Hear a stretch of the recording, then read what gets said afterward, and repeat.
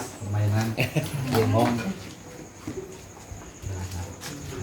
Yang saya sebut tadi ada permainan polos dan sanksi.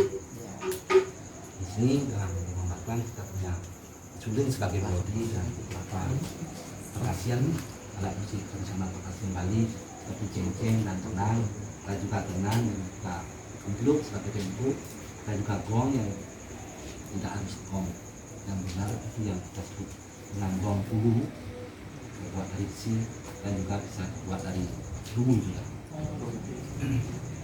Tapi pada zaman dulu kita punya gong dari yang terbuat dari bambu juga yang panjang.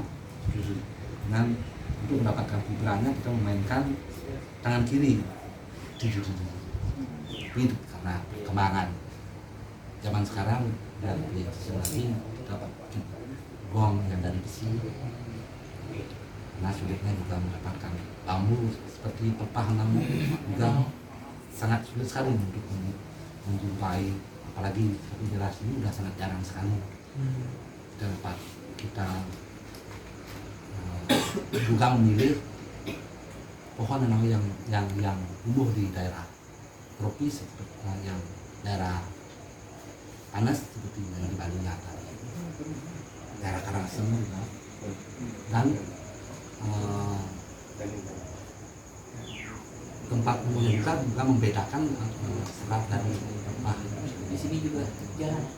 Ada sangat jarang sekali.